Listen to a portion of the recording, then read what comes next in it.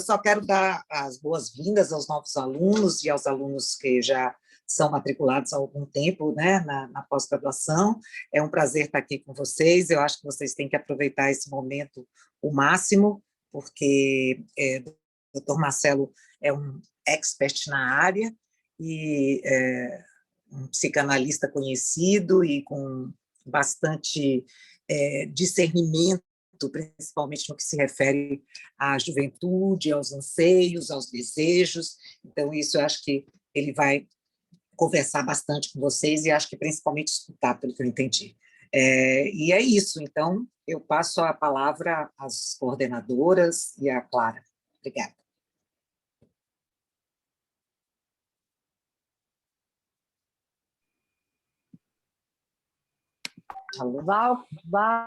Débora. Vou falar, Débora. Pode falar. Conceição. Eu queria só agradecer a Marcelo, né?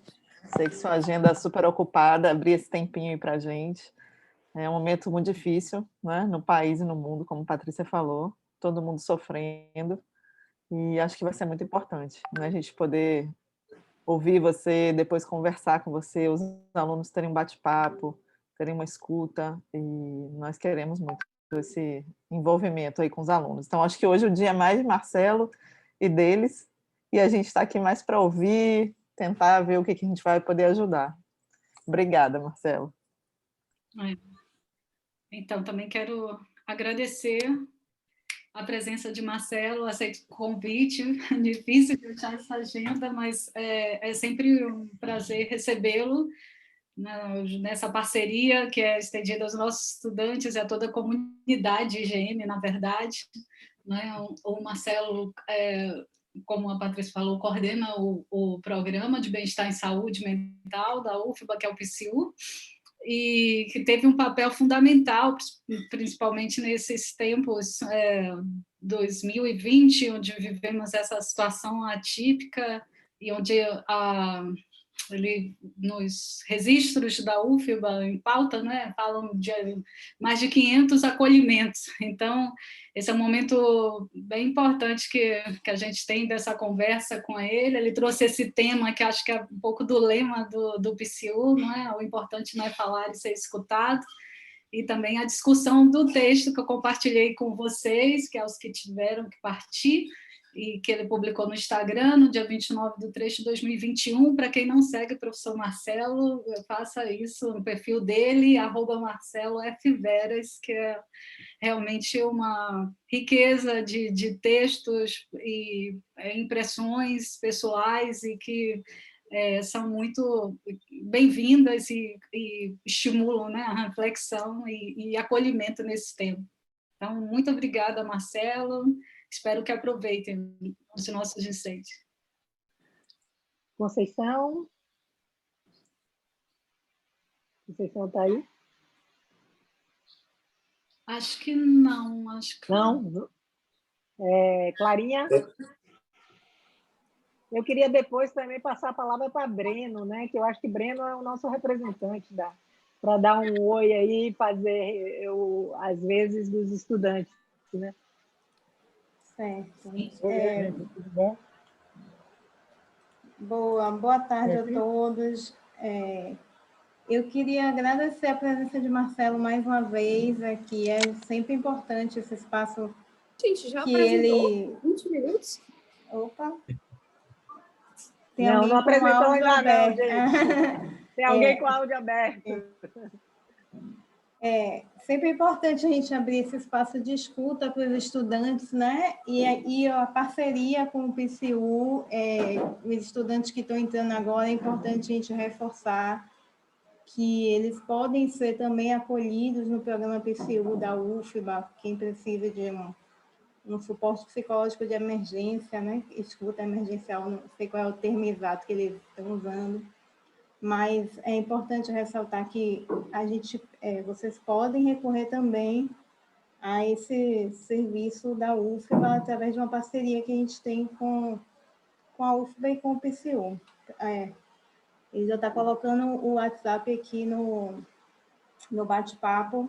A partir desse WhatsApp, vocês já agendam as consultas, já podem agendar fazer os atendimentos. Tá? Obrigada, Marcelo, mais uma vez, por abrir esse espaço para a gente debater um pouco, conversar e escutar as demandas dos alunos. Breno está aí? Tudo bom? Estou aqui, vocês estão me ouvindo?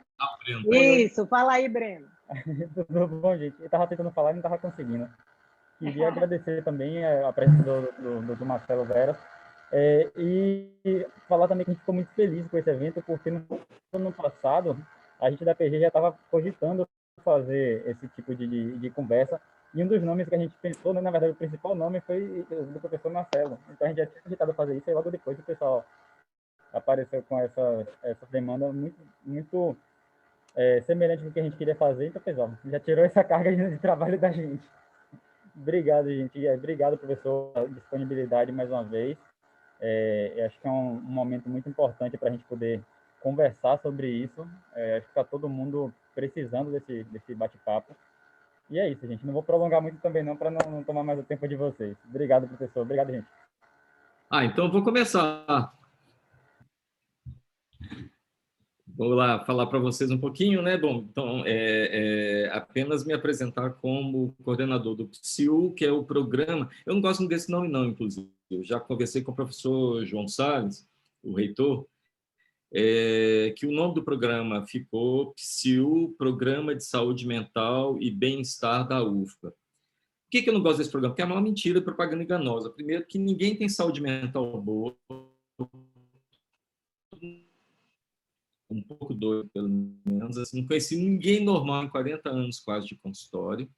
Então, já começa por aí. E como a gente vai falar de saúde mental, que é um negócio extremamente pretensioso, um negócio muito amplo, num momento como esse, que é um momento em que, para mim, uma pessoa que está em boa saúde mental, não sei se ela precisa ser internada, mas precisa se tratar, porque é muito difícil a gente atravessar o momento que está passando, o momento, né, tanto na questão global, macro, que é essa questão que a gente percebe com relação às notícias que nos chegam, né, tanto pela mídia, quanto pelo WhatsApp, quanto pelo que a gente tem na nossa casa. Provavelmente ninguém aqui de vocês não perdeu alguém, não soube de alguém que morreu, não esteve adoecido, alguém que sofreu com o momento que a gente está passando. Houve, então, a diferença de estar falando isso no começo de abril do ano passado para o momento atual, é exatamente que já agora a gente pode dizer que, contrariamente à expectativa de bem-estar, há uma universalização de um sofrimento e de uma apreensão. E eu gosto de insistir nesse ponto porque é algo que é um dos pilares até da própria democracia. Talvez a maior dificuldade e o maior desafio seja de não apenas segregar, ridicularizar, fazer chacota e, ao mesmo tempo, desprezar as pessoas que pensam diferentemente da gente. Por exemplo, a grande maioria de vocês, por serem da área da ciência, devem ter muita indignação e muita dificuldade de lidar com os negacionistas. Mas, se eu não quero pregar para convertidos, eu tenho que trazer para vocês a ideia de que não, de que talvez a arte mais difícil seja de ir além de posições muito duras, contrárias à nossa no mundo contemporâneo, é saber como se fazer escutar e como ouvir o outro, né? E por isso que, quando Valéria me perguntou um pouco um tema para eu falar aqui, bem Kung Fu, né? Eu vou falar o que 18, 20 minutos, não vou falar mais que isso, seria meio que é o tempo que se fala num TED, né? Seria exatamente eu ter a condição de tentar convencer a vocês de que talvez das grandes dificuldades ou mal-estar que passa, né, que permeia tanto a vida acadêmica, a vida dos pós-graduandos, dos pesquisadores, dos professores e de todo mundo, é a questão da comunicação e de como saber escutar o outro, né? Como oferecer uma escuta, porque é muito diferente falar de ser escutado. Quando não, às vezes, a gente fala para não ser escutado. Eu vou dar um exemplo, que é um exemplo que talvez várias pessoas aqui que que passam pela maternidade ou que se fizeram ou que passaram por isso na condição não de se dirigir aos pais e não como pais, né, porque vocês são jovens. Eu me lembro bem assim que é aquela história do filho ou da filha que chega assim na hora que você está super ocupado, ou vendo uma coisa na televisão, ou fazendo algum trabalho importante, e ele passa assim: ó, pai, peguei seu carro aqui, vou sair, vou passear. E ele vai, e você, tá bom, você até fala às vezes, ok. Só que você não escutou o que ele falou. E aí depois, quando você chega, vai dar uma bronca, ele: como você saiu com o meu carro e não me avisou? E ele vai ficar indignadíssimo: mas como? Eu falei para você que eu ia sair com o meu carro. Você que não escutou, e ainda se vitimiza um pouco, quando, na verdade, o objetivo era falar para não ser escutado, né? Isso aí todo mundo já passou por uma experiência como essa, em um momento ou outro da vida. Ou seja, essa diferença da comunicação entre falar e saber fazer se escutar, ela está na origem, na base, talvez, da grande... da quantidade que mais nos chega, por exemplo, no PSIL lá, de problemas relacionados às pessoas que nos procuram e em suas relações, por exemplo, com a universidade, com a UFBA, agora também com a Fiocruz, porque nós escutamos pessoas que vêm da Fiocruz, e também com uma relação particular, que é a relação com o orientador. Por que eu digo que não é a mesma coisa? Porque uma coisa é a relação que nós temos com a instituição. Isso, por exemplo, nós tivemos agora com o Enem, né, com o fato de que você presta concurso no lugar e você, né, o Enem, você de repente vai parar numa outra cidade, num outro estado. O que nós percebemos é que talvez uma das maiores características da Universidade Federal da Bahia, com seus mais de 50 mil componentes, 50 mil é maior que a grande maioria dos municípios brasileiros. Então, para vocês terem ideia, que a UFBA tem um porte de cidade média brasileira, mas não é uma cidade. Eu vou explicar isso um pouquinho depois.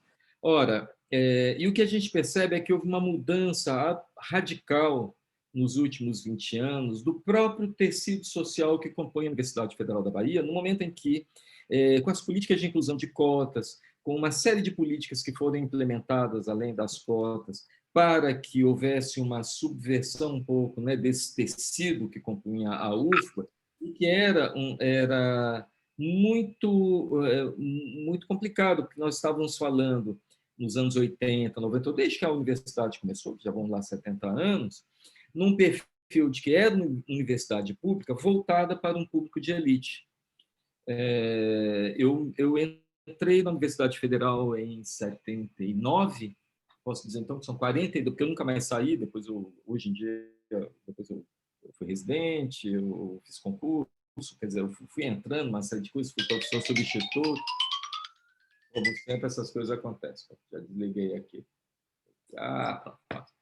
Ou seja, eu que atravessei assim a Universidade Federal nesses últimos 42 anos, eu pude perceber isso, por exemplo, na Faculdade de Medicina, pouquíssimos os estudantes negros naquela época. Eu praticamente não tinha, né? E isso era muito inquietante, porque eu estou falando simplesmente de Salvador, que talvez seja, salvo engano, a cidade no mundo com maior de população negra fora da África.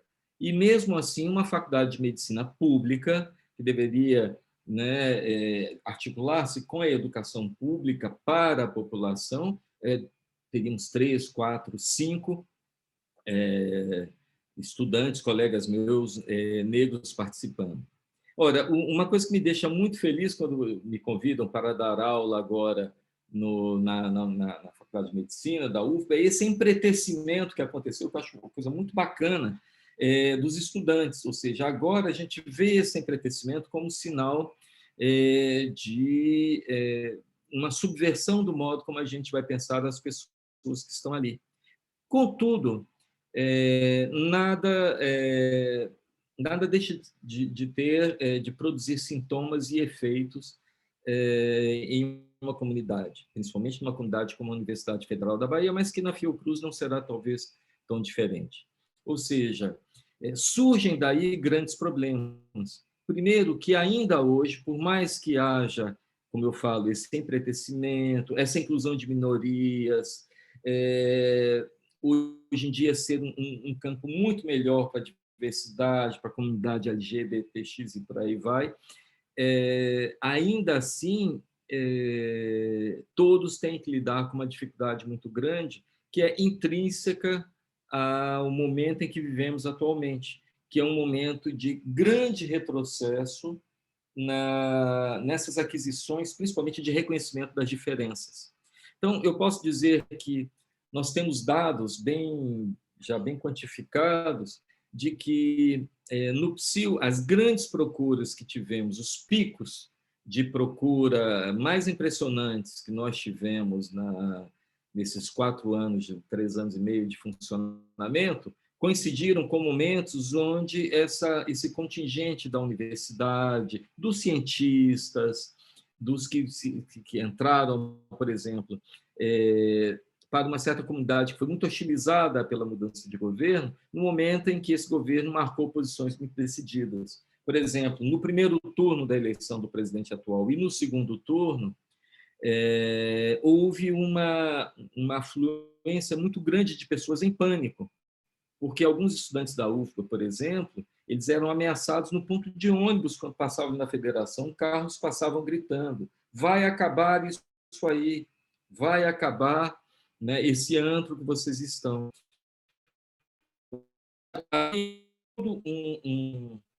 Um sentimento de agressividade que voltava contra a universidade, contra a pesquisa, contra a ciência, e que reverbera ainda isso no momento atual. A gente percebe isso no dia a dia. Isso eu não estou falando de achismo, estou falando do que ressoa nas queixas das pessoas que procuram o PSIL.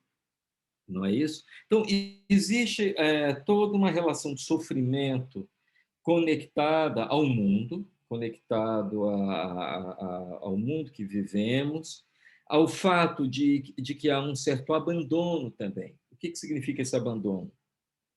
É que para muitos, e talvez a maioria das pessoas que estão, né, nos procuram, existe uma desterritorialização. Por quê? Porque com o Enem, com essa mudança de fluxos, nós temos muitos jovens, muitas pessoas, e muitos professores também, e muitos concursados também, que abandonaram o seu mundo e vieram parar, por exemplo, em Salvador.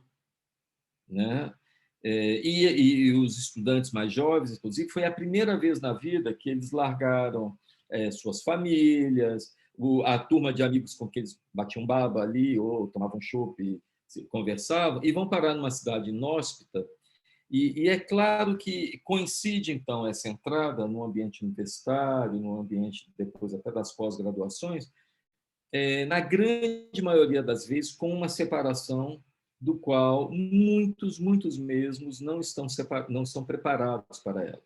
Então, o que a gente percebe é que há uma comunidade que não está preparada para essa separação e que, óbvio, vai tender a ver na própria instituição, Fiocruz, Universidade Federal da Bahia, a família, e vão fazer demandas que fariam aos pais, ao ambiente que lhes era antes familiar, só que vai ter um problema. A UFBA não é essa mãe com peitos fartos que vai dar leite para todo mundo, não é essa demanda, ela vai bater fofo, ela batia fofo. Por quê? Porque as pessoas tendiam a esperar que a UFBA as reconhecesse, inclusive falava isso: a UFBA não enxerga o meu sofrimento. Isso, post no Facebook muito conhecido dos estudantes da UFBA, que é Os Segredos da UFBA, e ela não tinha condição mesmo. Então, o professor João Salles, quando ele me pediu para tentar criar alguma coisa, ele conhecia a minha experiência de ter sido, né, presidente da comissão técnica aqui, né, da Bahia de reforma psiquiátrica, diretor do Hospital Juliano Moreira, quer dizer, uma experiência na saúde mental, me convidou a propor algum dispositivo. E e foi aí que eu percebi que as instituições, elas se modernizaram, e elas possuem, por exemplo, uma ouvidoria.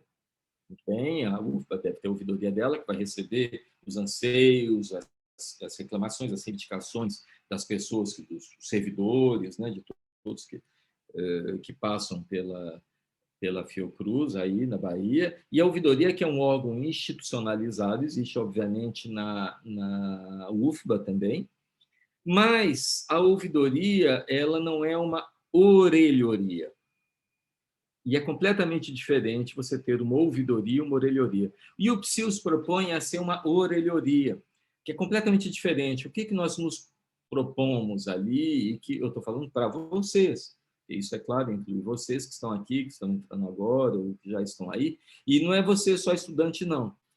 Aqui, até a professora doutora Marilda, se ela quiser procurar o PSIL num momento de urgência, né, de inquietação, haverá alguém do outro lado da linha que vai poder acolhê-lo, porque aposto que ela tem, que não é fácil também dirigir, não, uma instituição.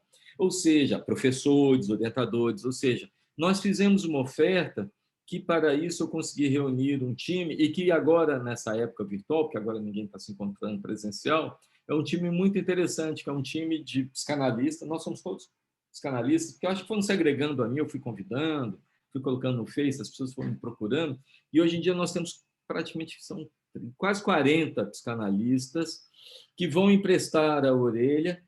Não dá para fazer uma psicanálise ali, mas dá para ficar 6 até 8 encontros tentando pegar a pessoa no vivo da urgência dela. Né? Por quê? Porque antes, na UFBA, se alguém estava com uma angústia ou com uma ideação suicida, eu estou pensando, não sei, eu estou pensando, às vezes me passo até pensando em acabar com a minha vida, tal. Se ela fosse procurar um psicólogo no serviço médico universitário, ou fosse procurar alguém, o agendamento ia ser para daqui a, salvo engano, 1 mês, minimamente, ou 2 meses. Havia muito pouco espaço para essa urgência subjetiva. Ora, quem está com um tipo de questionamento como esse, ele está precisando ser ouvido agora, naquele momento. Eu cito um exemplo, que eu estava de férias, não estava no começo do PSIL, sequer estava no Brasil, mas eu estava com o WhatsApp, né, esse WhatsApp aqui, que eu botei o número para vocês aí, que era o WhatsApp do PSIL, e no meio das minhas férias, mas eu controlando um pouco as demandas das pessoas que procuravam o PSIL, eu recebo uma mensagem assim: não dá conta, estou na janela, vou pular agora. Ups! E claro, elas são anônimas, na grande maioria delas. Você não sabe quem é que está do outro lado quando manda uma mensagem dessa. Né? Eu fiquei, ups, temos um problema. E eu comecei ali a teclar com essa pessoa, dizendo, não, calma lá, vamos ver o que está acontecendo, como é que eu posso te acolher aqui, o que vai. Olha, hoje eu me lembro disso muito bem, porque era uma sexta-feira. Olha, o PSIL, na época, ele era presencial, ele não era sequer virtual, não tínhamos essa dimensão. Olha, hoje eu não tenho ninguém para que você possa procurar pelo PSIL. Eu posso te indicar algumas urgências de pessoas que têm em Salvador, que vocês possam procurar, ou, se você quiser, na segunda-feira, o psicólogo tal, o psicólogo tal estarão lá de plantão e podem acolher você para você falar. Tal. Silêncio, 30 minutos de terror para mim, como responsável do projeto, que recebe uma mensagem como essa. Pulou, não pulou, morreu, não está respondendo, o que vem. 30 minutos depois eu recebo um emoticon assim, ok, e aí eu mandei assim, um emoticon também para ele, ok, falei, procure psicólogo tal na segunda-feira, e essa pessoa foi. Ou seja, essa pessoa então não pulou, obviamente, da janela, ela foi e ela pôde explicar o que estava acontecendo, ou seja, ela pôde ser escutada. E aí percebemos, inclusive, que esse caso específico era um caso de um imenso imbróglio ligado a um curso universitário da Universidade Federal, onde é uma pessoa que batia em todas as portas e ninguém acolhia esse sofrimento subjetivo que essa pessoa estava, esse jovem, um jovem de 20 anos, meio desterrado, que não era de Salvador, um desespero muito grande. Então, isso mostra o tanto que estar no outro lado da linha, isso tem um efeito. E eu falo para vocês ainda mais, poxa, mas só são... Eu queria fazer uma análise, eu queria fazer uma terapia, e, pombas, não dá, aí só são 8 encontros. 8 encontros dá para fazer muita coisa. Porque 8 encontros, se vocês colocam, por exemplo, de que nos serviços públicos o reagendamento às vezes demora assim, olha, volte daqui a 3 semanas, daqui a um mês, 8 encontros podem significar quase meio ano de tratamento, de acolhimento daquele sofrimento e tentativa de elaboração um pouco do grande problema, daquilo que se passa, daquilo que a pessoa sofre. Mas existe também uma outra coisa legal. Hoje em dia, virtualmente, nós temos psicanalistas que participam do projeto, que vocês vão falar com eles, vocês não sabem que eles não são de Salvador. Atualmente, tem pessoas que estão trabalhando no projeto. Uma, por exemplo, acolhe estudantes aqui da UFBA, em Paris, tanto que ela marca com 4 horas ou 5 horas de diferença as escutas que ela pode fazer. Temos em Varginha, temos em Campo Grande, nós temos em São Paulo. Ou seja, a gente conseguiu fazer uma rede de pessoas que estão ali para acolher o sofrimento dessas pessoas naquele vivo.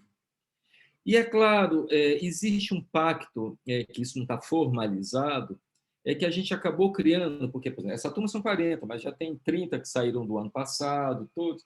É que, na grande maioria das vezes, essa galera que está ali, que já são profissionais, muitas vezes já... Eu tenho participante do PSIU, que é coordenador de curso de psicologia numa universidade privada e que quis participar. Bacana isso. E exatamente pela experiência que a gente consegue trazer do que é o sofrimento na vida universitária. E a grande maioria também se dispõe a fazer acompanhamentos nos próprios consultórios, quando for possível, né, ter o consultório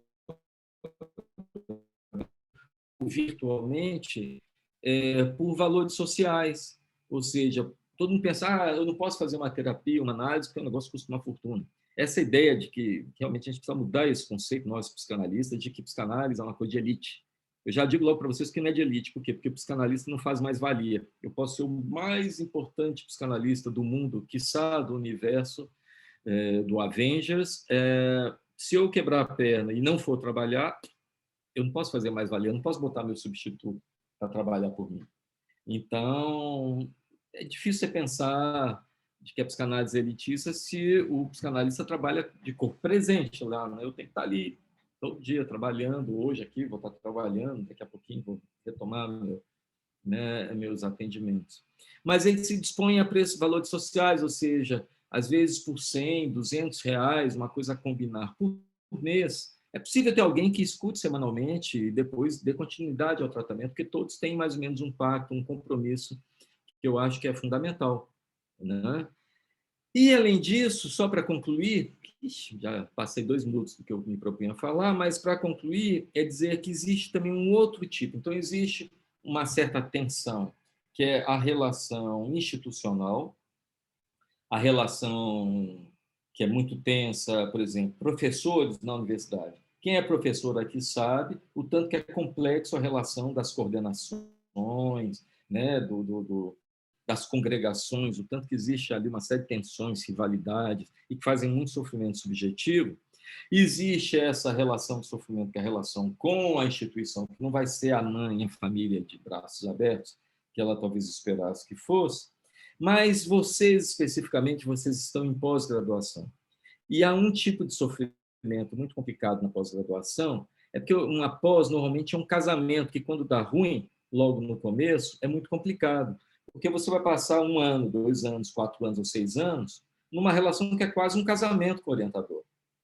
E aí é mais complicado ainda, porque quando essa relação é ótima, maravilha, mas é diferente da relação que vocês vão ter com a instituição. E toda hora muda de professor que vem, entrou na universidade, saiu. Essa relação é uma relação que é preciso ser tratada com muito cuidado, porque é onde mais a gente percebe, nós escutamos muitos pós-graduandos, tanto da Fiocruz, mas na grande maioria também das pós-graduações da Universidade Federal, e é impressionante como a grande maioria das questões que trazem sofrimento subjetivo se reduzem a 2, 3 ou 4 tópicos. Qual é o mais famoso de todos? Inibição. O que significa isso? Bloqueio mental, incapacidade de concluir teses, dissertações e TCCs. Pessoas inteligentes, entusiasmadas, e de repente dá um bloqueio ali, a pessoa não consegue ir adiante. Segundo ponto, uma relação complicada com o orientador. Isso chega demais, né? O orientador não me escuta, ou exige mais de mim, o orientador reclamando do estudante, esse estudante não está conseguindo ir à frente, não vai. Essas tensões entre orientando e orientador permeiam muito e que, claro, inclui também o capítulo inibição, porque vocês vivem com prazos, isso é complicado, né? Ainda mais agora nesse mundo, está todo mundo meio atordoado, tendo que se adequar a essa questão da virtualidade, né? Do medo da doença, de vacinação. Então, essas tensões, elas permeiam também uma grande parte do sofrimento. E nunca esquecer que quando tudo isso acontece é porque há reflexos na vida da própria pessoa. São pessoas que têm também... Nós todos temos nossos problemas domésticos, temos nossos sofrimentos domésticos, e que às vezes a gente não consegue... A gente acha que a instituição sabe ou que pode compreender, e muitas vezes a instituição não sabe aquilo que está acontecendo, né? Então, são essas bases do sofrimento que o PSIU lida no nosso cotidiano, né? Diariamente. Claro, talvez se vocês procurarem o WhatsApp do PSIU 3 da manhã, atualmente não está mais na minha mão, o WhatsApp eu passei para o Luiz Felipe, que é um coordenador junto comigo, talvez ele não responda às 3 da manhã, mas não vai demorar um mês. Alguma resposta ele vai dar.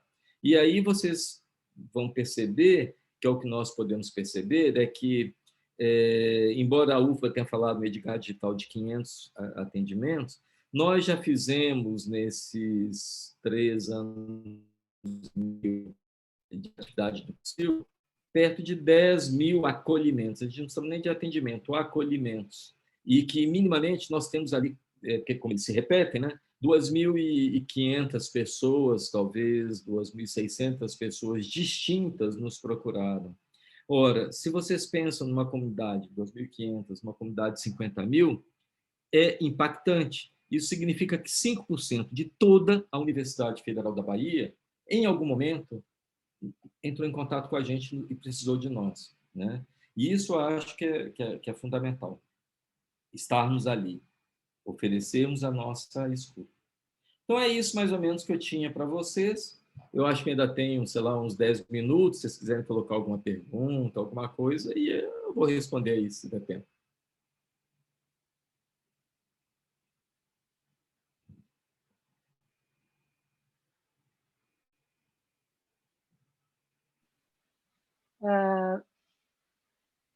Val, você quer coordenar a discussão? Perguntas, comentários, gente, vamos lá. Sim. Yasmin, você quer fazer, Paulo? Vá, porque o meu chat está mais complicado, porque eu estou no celular. A Yasmin está perguntando aqui, obrigada, Marcelo, inicialmente, ela está perguntando como que funcionam os atendimentos.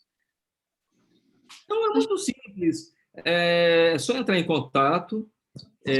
Olha, é do PSIU, eu sou daqui da Fiocruz, né? Pode até dizer isso, mas eles sabem, nós sabemos todos que tem um acordo, e eu gostaria de falar com alguém.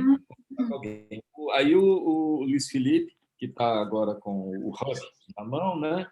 Ele tem ali uma lista, se ele não puder responder imediatamente, ele dificilmente demora mais que 24 ou 48 horas, ele vai dizer, olha, espera aí um pouquinho, eu vou arranjar alguém. Aí ele vai mandar, oi, Yasmin, eu vou mandar aqui para você o contato do psicólogo tal, né?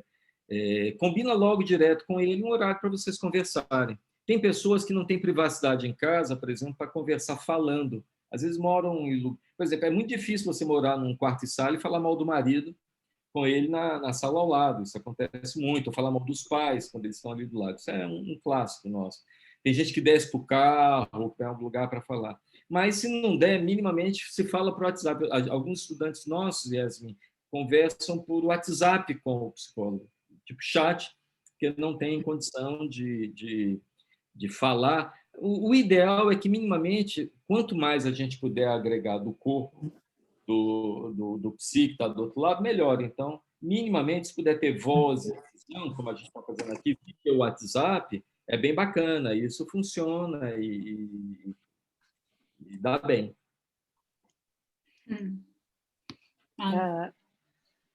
Breno falou alguma coisa aí, não foi? Foi, Breno disse que já foi atendido pelo PCU, que foi muito bem atendido e rápido. E a Yasmin ainda continua na pergunta: quais as maiores dificuldades e conquistas que vocês tiveram com a implementação do projeto? E também quero incentivar, além de escrever no chat, vocês podem abrir a câmera e falar. Olha, as maiores dificuldades que tivemos, eu disse isso no Conselho Universitário, que a UFBA tem um grande conselho universitário que é chamado de CONSUNE. Eu sei que tem aqui alguns professores da UFBA que sabem muito bem o que é o CONSUNE. E eu disse isso lá. Quando eu fui apresentar o PSIL, eu provoquei um pouco os diretores das instituições que estavam lá, dizendo o seguinte: olha, a nossa grande dificuldade é que são os estudantes que nos procuram, mas o dia que a gente conseguir tratar da cabeça dos professores e dos servidores, a gente resolve 80% do problema dos estudantes. Ou seja, a maior dificuldade é que a gente consiga que professores também nos procurem e que servidores também nos procurem. Essa dificuldade está mudando. Esse ano, com a pandemia, nós já tivemos um número muito maior de professores e servidores nos procurando, e é impressionante como isso impacta diretamente na relação com os estudantes. Então, essa foi talvez a grande dificuldade, foi tirar a ideia de que PSIL era uma coisa para orientandos, para estudantes, e mostrar que PSIL é para acolher a comunidade.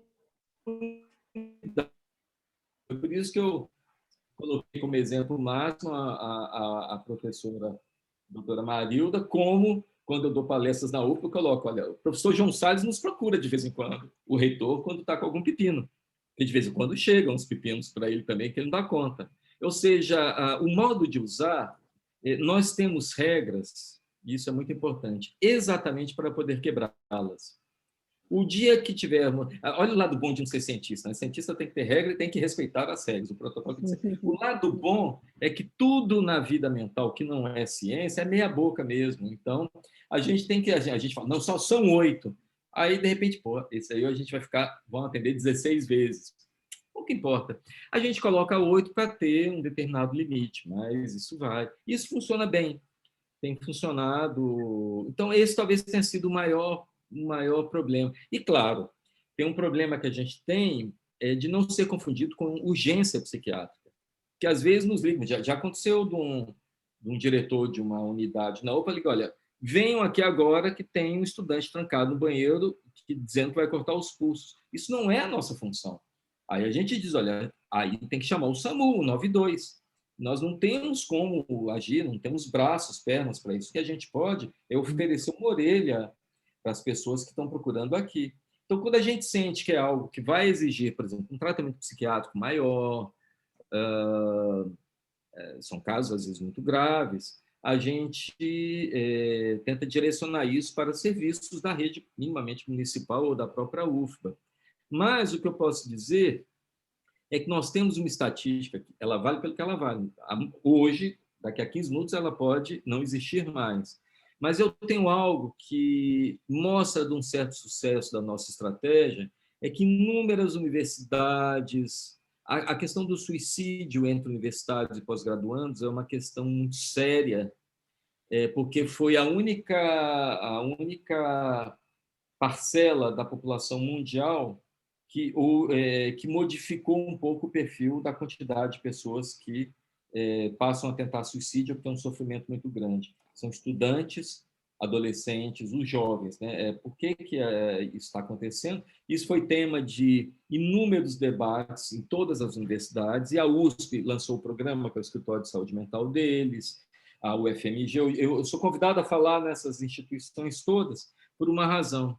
O nosso sistema, que é bem precário, ou seja, a gente mal tem sala para atender, mas nós fizemos um número de atendimentos muitíssimo maior que o da USP e com uma particularidade que eu acho que é importante. É essa que eu digo que Daqui a 15 minutos ela pode ser quebrada.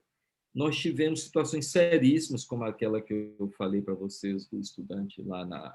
E temos 0 suicídios realizados efetivos. Muitos procuram porque pensam em suicídio. Então, isso mostra que a nossa estratégia de estar do outro lado da linha quase que instantaneamente é muito, muito rápida, muito ágil e muito eficaz. Porque quando uma pessoa liga dizendo que pensa em suicidar, ela não está pensando em suicidar, ela está pedindo ajuda. E não dá para esperar, tem que ser na hora. Naquela hora ali, ou naquela hora, ou naquele dia. Né? Minimamente um emoticon a gente dá, ó, espere aí que a gente vai falar com você. E isso tem funcionado muito bem. Obrigada, Marcelo. Você se referiu aos 500 que eu tinha mencionado nos dados da UFBA, mas foi especificamente para o semestre passado, né? O famoso... ali botaram 500, mas foi 1.000. Foi 1.000. Eles botaram então, 500, eu vi essa matéria mesmo. E, de qualquer forma, é um número significativo de pessoas, não é, que estão sob pressão, e você falou que a palestra que você deu para a gente no ano passado não é a mesma agora, em 2021. Quais você acha que estão sendo as pressões de agora? Você vê um cenário... Às vezes é difícil manter o otimismo frente a tudo que a gente vê ao redor da gente, então... Mas, tem mais uma pergunta aqui, Val. Aqui da saúde mental. Acho que Yasmin tem mais perguntas. Ela levantou a acho mão. Que né? não. Tá bom. A Yasmin, você pode abrir o Pode abrir a câmera. Lá também, que aí pode juntar umas 3, 4 perguntas. Eu tenho mais uns 3 minutinhos. Pronto. Fala, Yasmin. Não, acho interessante esse projeto, né, do professor Marcelo, porque, por mais que não pareça, no meio acadêmico, iniciação científica, mestrado, doutorado, ainda tem muito da hierarquia do orientador perante o orientando. E há muitas humilhações e pressões psicológicas, né? Então, esse projeto é um meio de ajudar, né, esses estudantes, esses profissionais de saúde, a tentarem refazer sua linha de pensamento, né, dentro do trabalho, porque a pesquisa não é algo fácil de se seguir como carreira, tanto na parte de remuneração como na parte psicológica, mas a gente segue por amor mesmo. E venho, assim, parabenizar o seu projeto, porque é capaz de ajudar muitas pessoas, assim, a mudarem o rumo de sentimentos, né, perante ao trabalho. É isso. Obrigado. Tem mais alguma pergunta? Já que o professor Marcelo vai ter que sair, você quer fazer logo sua consideração para aproveitar a sua fala aqui com a gente? Veja se tiver mais alguma coisa. Eu vou... Só para você, o psico ficar bem meio abstrato, tem como eu compartilhar algo aí no Zoom? Tem. Quem está com... Tem sim. Pode ir para mim. Larinha. Pode compartilhar, já está liberado. Bacana, então vou fazer aqui. Deixa eu pegar um negócio. É pequenininho, é só para você... É uma brincadeira. Só um pouquinho, só para vocês conhecerem, né, um pouco mais do psil, para ver que, assim, quem é o psil, porque senão fica assim, o psil fica muito abstrato, né? Então, deixa eu botar aqui, 1 minuto. Tá aqui. Deixa eu agora compartilhar. 1 minuto.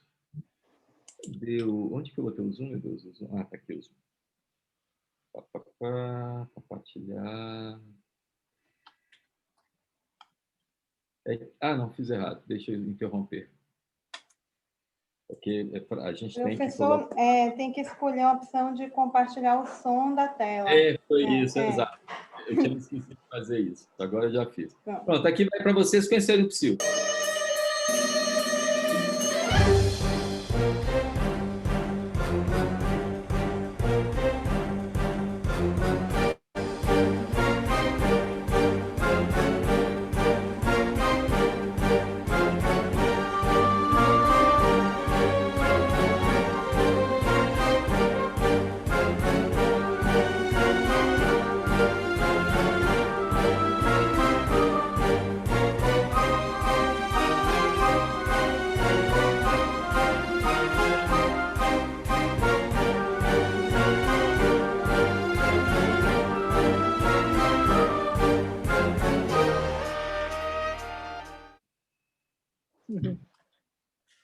Só para vocês entenderem um pouco, essa é a galera que está ali e que vocês podem contar com elas.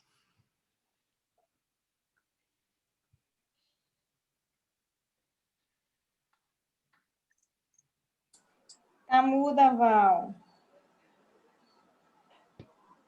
Oi, gente, mais algum aluno, mais alguma manifestação? Alguém leu o texto do professor Marcelo? Queria comentar?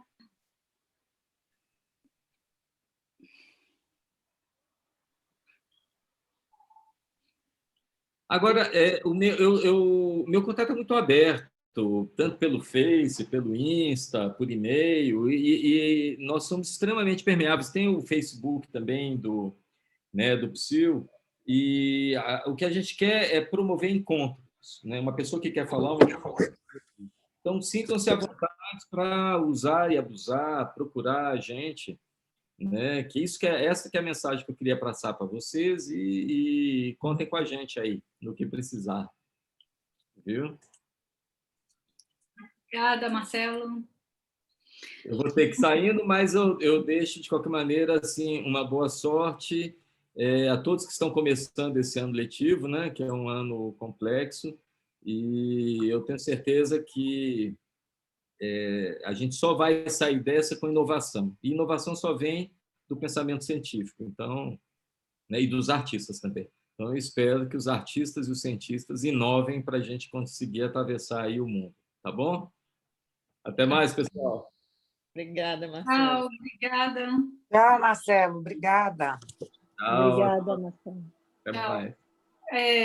Se vocês ainda quiserem, podemos ficar aqui conversando com vocês na sala. O professor Marcelo vai ter que sair, mas nós ainda temos um tempinho com vocês.